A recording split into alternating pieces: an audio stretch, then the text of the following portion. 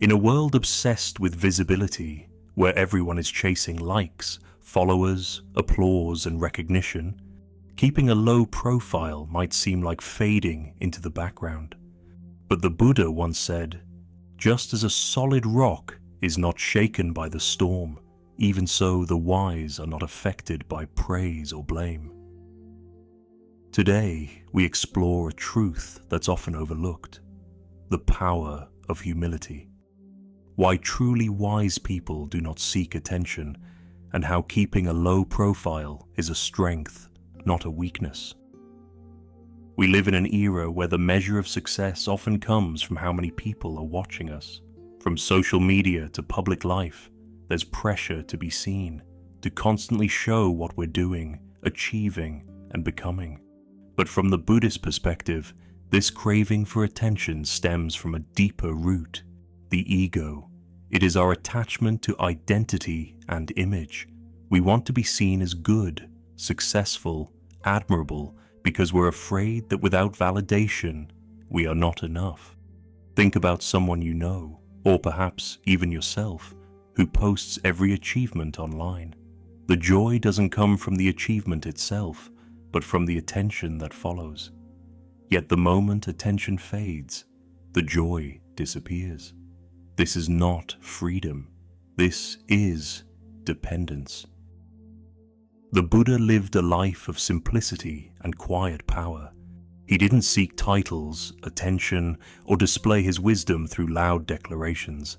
Instead, he let his presence, compassion, and inner peace speak louder than words. The wise man does not display his treasures openly. This doesn't mean hiding your gifts. It means not attaching your worth to external applause. Keeping a low profile allows you to grow in silence without distraction. It gives you peace of mind because you're not caught up in the opinions of others. Freedom because you don't need to prove yourself. Depth because you focus inward, not outward. There's a story of a humble monk who swept the monastery floor every morning before sunrise. He never spoke of his practice. He never asked to be noticed. Years passed, and the other monks began to realize his silence, his calm, his presence were more profound than many words spoken in sermons. That is the quiet power of humility. In modern culture, humility is often misunderstood as lack of confidence or passivity. But in Buddhist teaching, humility is rooted in wisdom. To be humble means you know yourself deeply, your strengths, your flaws, your impermanence, and you no longer feel the need to impress. It's ego that wants attention. But the ego is fragile. It constantly needs feeding. The humble person is strong because they are anchored within. They don't get carried away by praise or broken by criticism.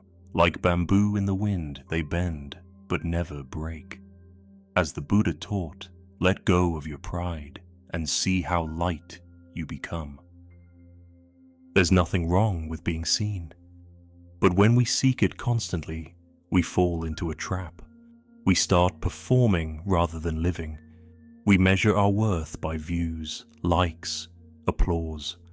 We become addicted to being noticed.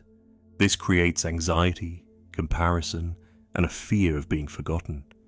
Buddhism calls this clinging, and clinging in any form leads to suffering. The more you need others to validate you, the more power you give away. So, how can we walk the quiet path? Here are some simple ways. 1. Speak less. Let your words be mindful.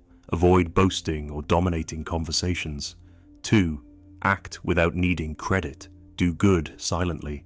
Help without expecting applause. 3. Reflect often. Ask yourself, am I doing this from the heart or for recognition? 4. Celebrate others. True humility includes lifting others up without comparison. 5. Stay grounded. Remember that nothing is permanent. Today's attention is tomorrow's silence. By letting go of the desire to be seen, you become free to truly be. in a loud world, the quiet soul stands out, not through noise, but through depth. Just as still water reflects the moon, a humble mind reflects wisdom.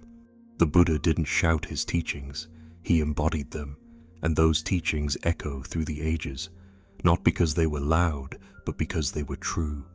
So ask yourself, do you want to be seen, or do you want to be free?